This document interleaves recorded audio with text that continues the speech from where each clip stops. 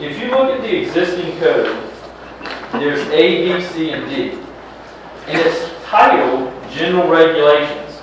Very vague from the very beginning in the title of the code, General Regulations. And so, actually, B and D will stay as proposed, will stay as 518.04, only they will be item subsections A and B.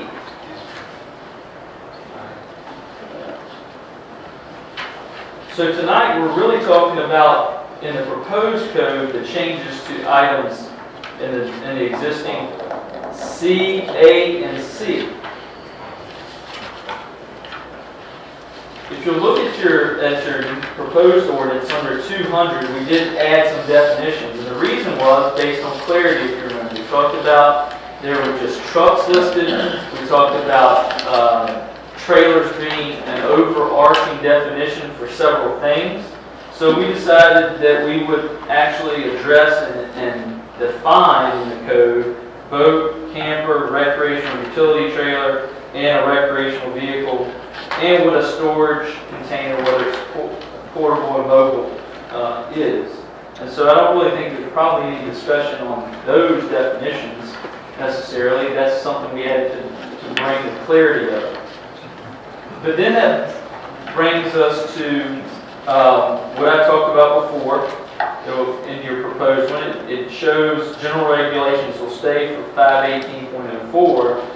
D becomes A, D becomes D.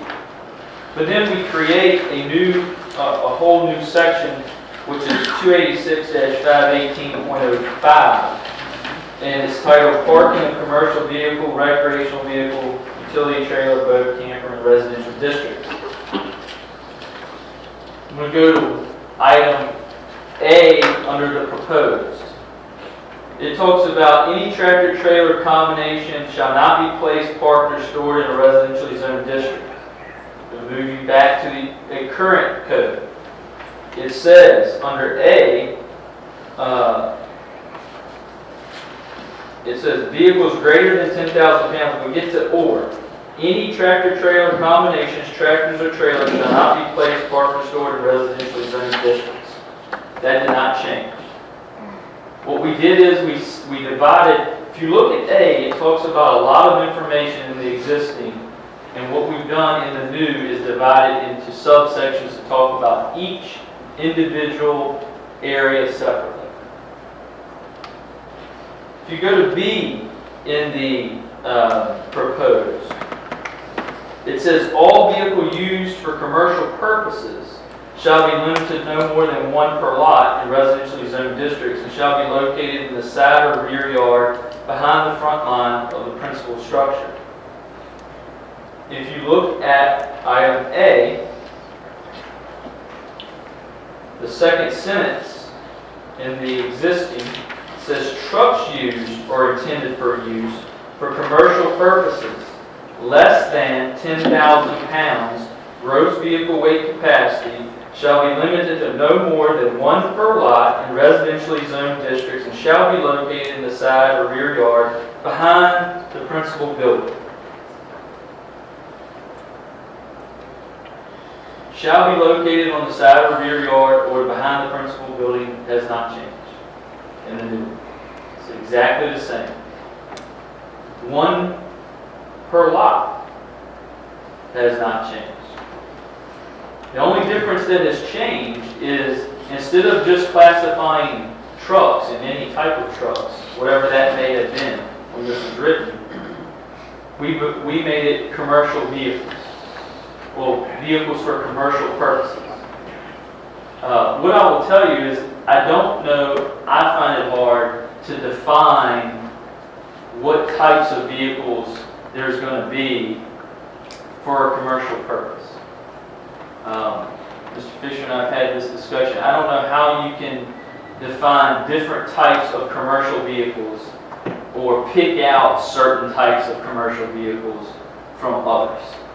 I can't answer that question. I don't have an answer for that question of how or which one you would pick and why you would do that. And I'll tell you, and I'll at the next slide in a few minutes, it'll be a lot, it almost can enforce, the code can almost enforce itself, if you will. And I'll explain that a little bit later on. If you keep one key concept. Let's move to item C. Recreational vehicles shall be stored, placed, or parked in a residential district in the side or rear yard behind the front line of the principal structure, and there shall be no more than one recreational vehicle per lot. As the city manager said, I've done, I don't own an RV.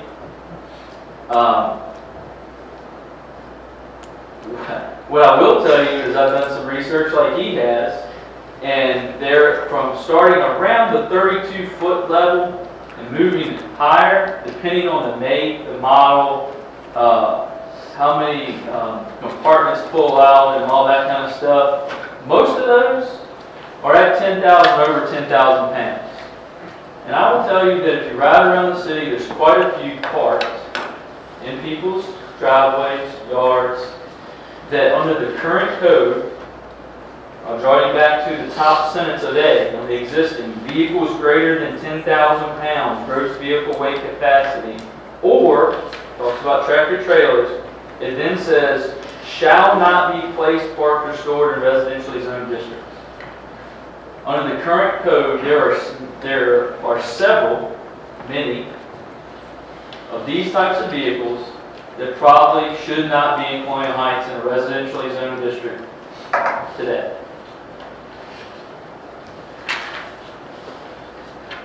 This new code allows recreational vehicles. It doesn't matter if it's 50 foot, it doesn't matter if it's, I'll exaggerate, 30,000 pounds. If you can fit it in your side or rear yard, you can have it on your property. Item D, it shall be unlawful for any recreational or utility trailer, boat, or camper whose overall length exceeds 21 feet to be located in a residential district, or any recreational utility camper less than 21 feet shall be stored, placed, or parked in the side behind the front line structure. There should be no more than one of each type listed in this paragraph per lot. What I'm going to do first is I'm going to go over that section, and then I'm going to show you it on the other. In this section, how it was drafted and why is we broke up just trailers. The overall term of trailers and gave you recreational, utility, there's boats, there's campers, even though campers are a type of trailer because they're pulled behind the vehicle. But we broke them out to make it more clear. And I know that the length of 21 feet has probably been talked about more than anything else. The reason it was put in here is because we talked about consistency before. We talked about consistency between one chapter and another chapter within codes. The only reason it was used in this section is because I'll draw your attention to another piece of existing code, which is 273-27. If you look at item B, it says it shall be unlawful for any person to park or permit to be parked on any public street or right-of-way in a residential district of the city, any trailer, boat, or camper, including utility trailers, boat trailers, and camper trailers, whose overall length exceeds 21 feet, or whose overall width exceeds 8 feet, or whose overall height exceeds 9 feet. However, all vehicles and trailers shall be allowed at any time while actually engaged in loading or unloading. In essence, you can't have anything that's over 21 feet unless you're actively putting stuff in, taking it out from your trip, parked on the street. By the way, it has to be attached to a vehicle the whole time, period. And that's in the later part of that section. You can't have it on the street at all in a residentially zoned district. And so what this was trying to do was make it consistent for the property itself to be consistent with can and can't be parked on a public street or city right-of-way today. That was the only purpose in the 21 feet for that section, consistency. If you notice, I'll draw your attention to the last sentence in the proposed. It says, there shall be no more than one of each type in this paragraph. That means what we're saying is if you can fit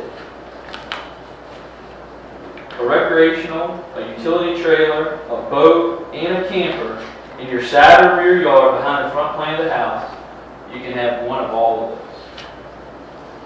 It'll fit. You can have it. And you can have one RV if you can fit that in there too. If you go to the existing code and look under item C, it says trailers.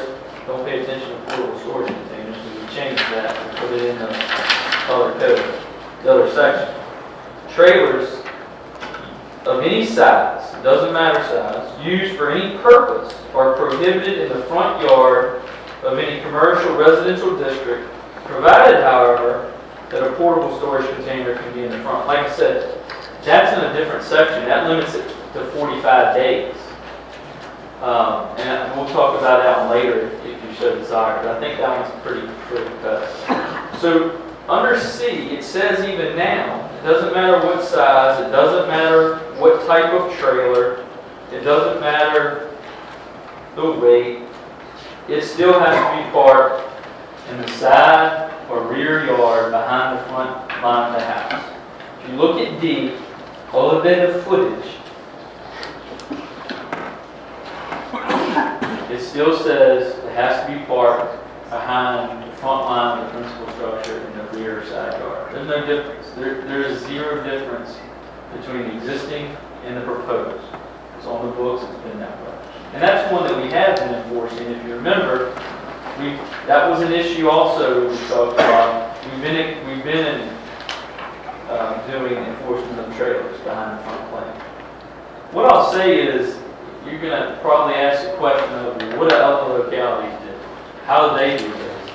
I can tell you, but I looked at several counties and cities, and I will tell you that most of them are different in many ways. Because this is something that's based on what your locality is allowing the use and the intensity of the use of their district. Counties, that's what they're designed for, they're counties. Most urbanized counties you'll find, I think that homeowners associations take care of any of these issues. When they build housing developments, they take care of a lot of these issues.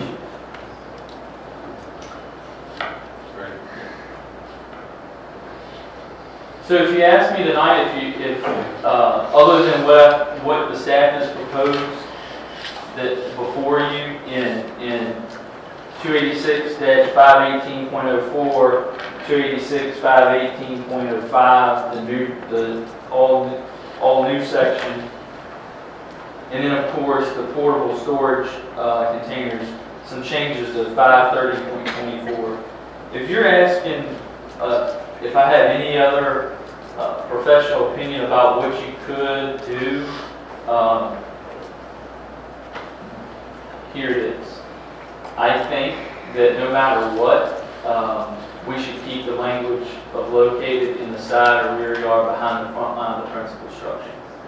I told you before, I think that the code will enforce itself is the lots in Colonial Heights for residential districts anywhere probably is not, I mean, anybody that has more than a half an acre total has considerable land in the city of Colonial Heights, and there's not many people that do.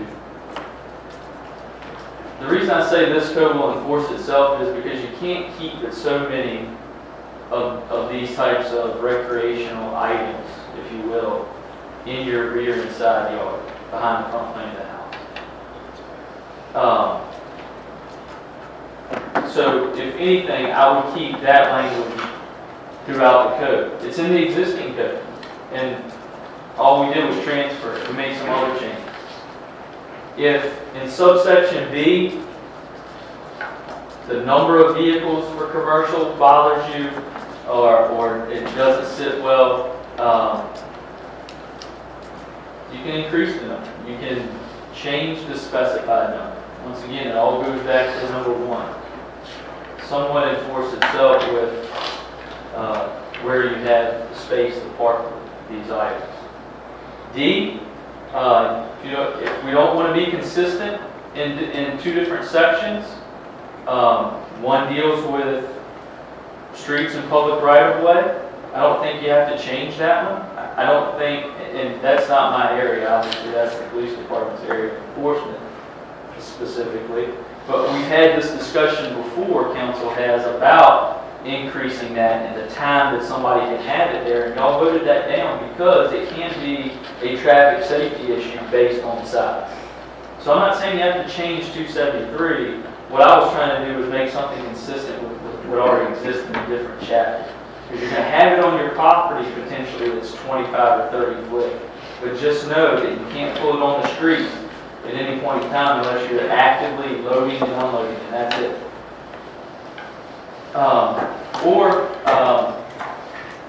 If the number of those that you can fit in your yard, you want to go away from a number, you can do that as well. As I said, I think it goes back to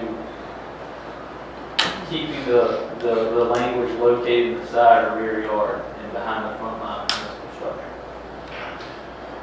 Okay, thanks, Scott. I'm going to just wrap up here, and then Scott's going to be obviously be able to engage in conversation and talk about the rest of these issues, answering the question the council had. I hope you've concluded basically what I have from this analysis and discussion, and I think from the council's standpoint, there really are basically four main policy questions that are going to drive this whole discussion. The first three being having to do with the vehicles, trailers, campers, RVs, what have you. One is, should there be a number? Should there be a limitation on how many of those such vehicles you can have? Number two, should there be a limit on the size? And what would that size be? If 21 feet isn't the right number, what should the number be? Or should we have any limitation on how big it should be? As Scott said, and I'm going to get to here in a minute, we do think this, the issue of maintaining that all such trailers, RVs, campers, commercial vehicles all be behind the front plane of the house is a very standard requirement in the existing code. And I think, personally, I think it's key to our whole ability to have some kind of impact on the aesthetic issues that the council set out to address when we started this conversation. As Scott also said, number four, what do we do about commercial vehicles? That's a little tougher question. Should we allow them? If so, how many? And those related questions. So I really think those are the four issues that personally I think can get fairly simple, straightforward answers, and some of those we may be able to do here this evening, but others may require further discussion. As I said, we do believe pretty strongly that requiring these vehicles to be located behind the side or rear yard is a key element to the whole discussion. Frankly, if we limit the size and number, but not the location, we try to stipulate how many of these vehicles you can have, how many campers you can have, how big they are, but at the same time say they can be parked anywhere on the property. I'm not sure that I think that creates confusion for everybody, confusion for the staff, enforcing it in the citizens. And frankly, I'm not sure that accomplishes our original goal, was to try to improve the appearance of these residential properties. As Scott referred to, though, by requiring all these vehicles be parked in the side rear yard, I think maybe you make the argument you don't need to limit how many they can have. How many of these units somebody can own. I don't know that we need to limit how big they are or how small they are. Maintaining this type of policy, requiring them to be parked behind the front line of the house, then is based on a very simple premise that if you've got the right size property, you can put about anything you want in the side or the rear yard, and it won't have an adverse effect on the overall appearance of your neighborhood. It shouldn't have any concern to your neighbors, but you have to have the right size property that can accommodate it, and I think that in itself would frankly manage how many of these units would be in these neighborhoods. But what I also think is very important that if we're not going to limit the size, if we're not going to limit the number of these vehicles, and we're not going to restrict where they can be parked, then we feel pretty strongly that we should just eliminate the section altogether from the ordinance, because if you can have as many as you want, they can be as big as they want, and you can park them anywhere, then I think again, that's going to be very confusing. Frankly, I'm not sure what we would regulate if those were the rules. And I think it just makes it more difficult for citizens and staff both if we're not going to regulate these things. I think the one issue that we've talked about, and it's a lot more difficult and not quite as straightforward, is restricting commercial vehicles. We've talked about and heard from people about certainly there's a distinction between the types of vehicles that are typically permitted in residential areas. Big tow trucks and heavy-duty travel, or tow trucks and towing vehicles are typically not permitted in residential areas. Conversely, you have somebody who's a painter or a plumber, and he's got a regular-sized van that can be parked in the driveway and doesn't have anything other than a marking on the outside, doesn't have any weight challenges or anything like that. Are we going to restrict all of those? I don't know, but I think from the staff's perspective, we don't know. We haven't come up with an easy way yet, frankly, to distinguish between those two types of vehicles. So I think it's reasonable to say those are different type of commercial vehicles. They're certainly not one kind of converted old passenger van that I turned into my work van. It's not the same thing as a tow truck or a travel trailer. But from an enforcement standpoint, something that we can enforce, frankly, from our standpoint, we're trying to get away from weighing vehicles and other things like that, something that people can understand. We frankly haven't come up with a way to distinguish between those two. So if we're going to do that, unless we restrict them all, we're going to need some help from council on exactly how to define them. Now, I do want to say in closing a couple of things that one, there's certainly, we've had the issue raised, or it's brought to us that there may be cost implications from this, that people that previously registered their personal property, trailers, and RVs in town won't do that. That'll adversely affect our revenue. That's something else I learned in this process. I had no idea that people would register their RVs in other locations to avoid paying taxes in town to help support basic public services. But that can happen apparently, and I think there certainly is a potential based on what we've been told that could have some adverse impact on revenue. But frankly, I don't think that's significant. Every revenue loss is important to us. At the same time, there's no level of code enforcement that anyone can engage in, any city anywhere that doesn't have cost implications to it. It costs money now for us to do code enforcement, either in direct expenditure of funds or the loss of revenue.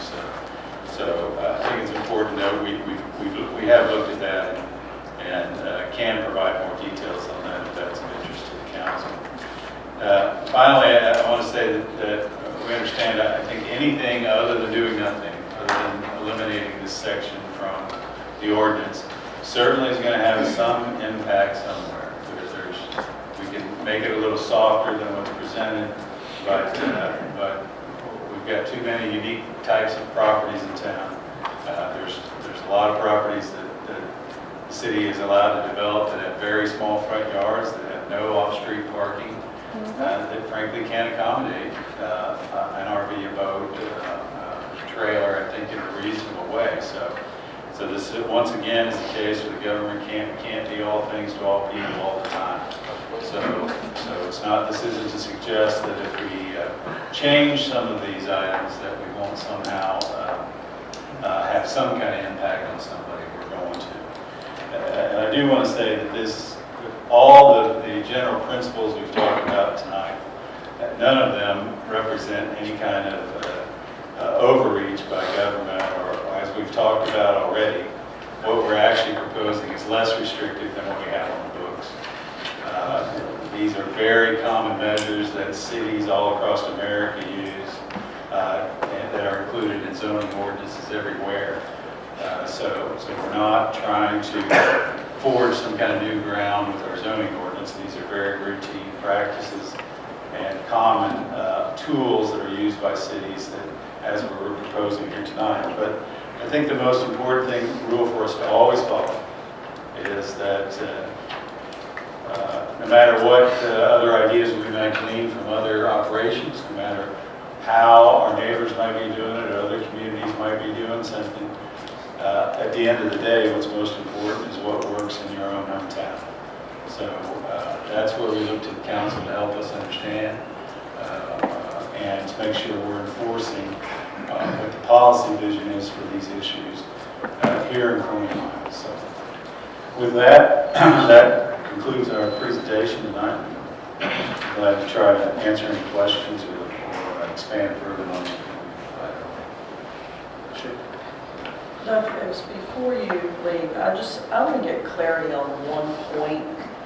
On the existing chapter 273, the very last paragraph that reads, any trailer, boat, or camper park allowed to be parked on any public street or right-of-way in a residential district shall be properly attached to a motor vehicle suitable and capable of transporting such trailer, boat, or camper. That is not addressed in the current draft at all, correct? That last paragraph. No, because it's not in this. You're looking at 273, which is different from the zoning. I understand. What my question is we're talking about trailers over here, and we're talking about keeping them behind the front plane of the house. However, as the code is currently written, if somebody has a camper trailer attached to a pickup truck or a SUV or whatever, they can leave it parked on the street indefinitely? Is that the way I'm reading It's this? under 21 feet. If it's under 21 feet. Correct. If it's over 21 feet, then no. They cannot do that. No, only for, under 273, only for actually engaged in loading or unloading. Okay, I'm just trying to make sure I understand, because I think it impacts the way I view the ordinance itself. You got it. Okay. That's the irony and the inconsistencies in these rules. We just told a story this week about one neighborhood has a homeowners association with those deed restrictions where they can't have any trailers. Okay. But if I take my trailer and attach it to my vehicle and park it on the street in front of my house, the deed restriction doesn't apply. So I can leave it there, just what you're talking about. Which kind of seems to defeat the purpose of getting trailers. But yes, you're right. However, would it not be better, and I know we're not talking about this ordinance, but just while we're on it, if we're going to have said paragraph left in there, would it not be better, if it can't be longer than 21 feet, like you just said, to have that included in that paragraph? I know that's another discussion, but while we're on it, I just wanted to bring that forward. Because for somebody who's extrapolating only the part that they want to read, then they're going to say, well, I'm compliant. I leave it hooked up to my pickup truck all the time. So I'm good to go. We still talking about 273? Yeah. I said, I know that's another discussion, but I'm just, while we're there, I'd like to just make that point made that if that's going to stay that way, then I think it needs to be a little more. Obviously, I'm not Mr. Fisher, but I guess what I would say is it's in the same section But where it says that you can't have anything already above that, over 21 feet. okay, just saying. The point that I would make with regard to that